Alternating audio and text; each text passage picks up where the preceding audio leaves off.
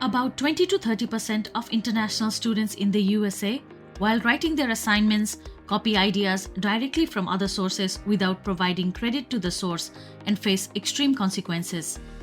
Copying directly from other sources without giving credit to the original author is an academic misconduct.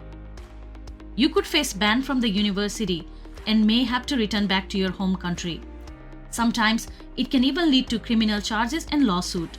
Therefore, today we're going to talk about the issue that many international students may face in their university or college. This issue is broadly referred as plagiarism. So sit tight until the end of today's video, as it is very helpful to you. I'm afraid some of you may have relaxed too much and didn't actually write your own papers.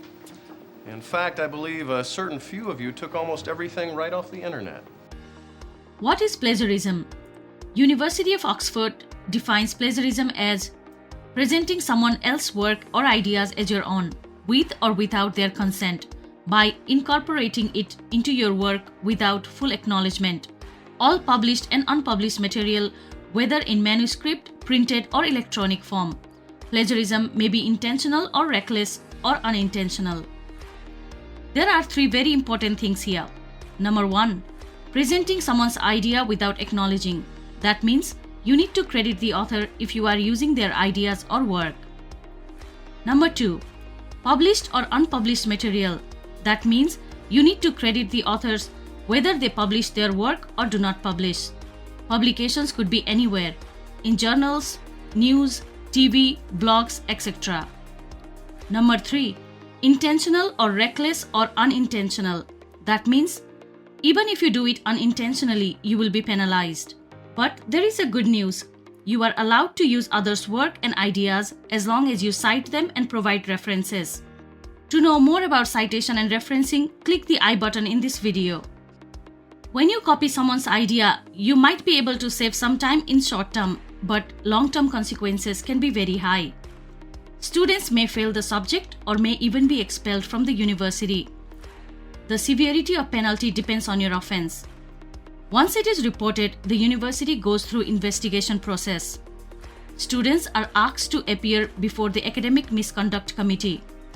The committee then decides if there was a misconduct, then informs student of the decision. If you are found plagiarizing while publishing article in a journal, your paper will be retracted and you might lose your reputation. Let's look at these two papers. Paper 1 on the left side and Paper 2 on the right side. Paper 1 was published in 2018 and Paper 2 in 2021.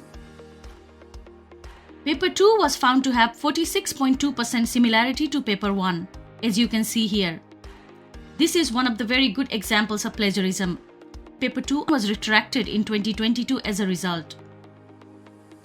Now, let's look at different types of plagiarism. First one is complete plagiarism. When you submit someone's work as your own, it is called complete plagiarism. Even if you pay someone to write essay or paper and submit that work in your name, it could be considered as complete plagiarism.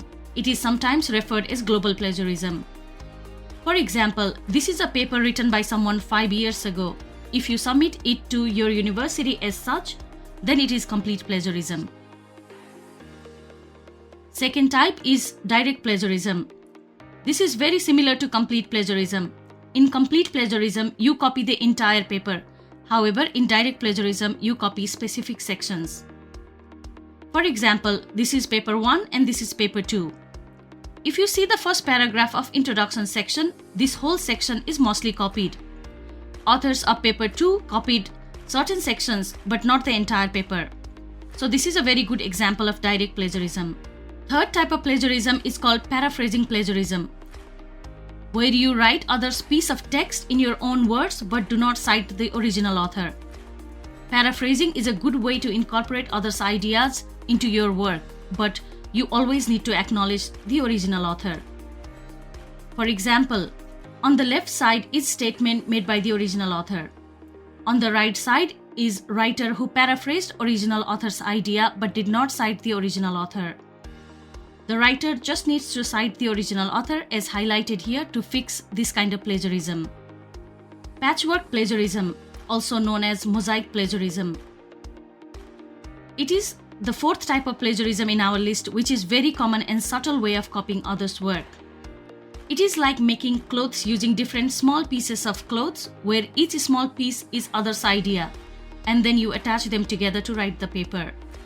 Sometimes, if you copy other sentence and just replace words here and there, that is also considered mosaic plagiarism.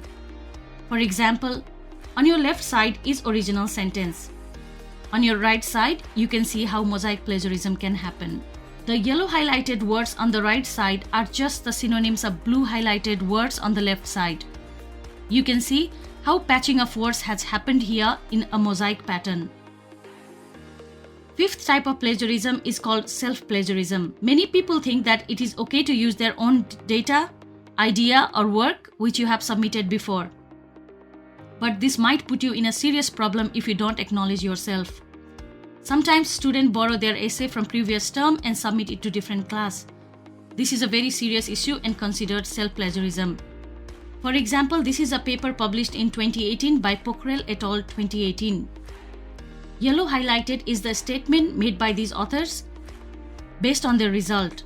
Now, if the same authors want to write similar statement after 5 years, they still need to cite themselves as Pockrell et al. 2018. Let's say the same author wants to write sentence that is, laying hens prefer fresh air to ammonia, and also display different behaviors in natural versus non-natural ammonia environments. To make this statement, they need to cite as Pockrell et al. 2018 as shown here. So guys, that's all for today's video. I hope you have learned about plagiarism and found this content useful. Please do not forget to subscribe to our channel for more contents like this. We will see you again in next video. Until then, watch, we inspire and keep inspiring.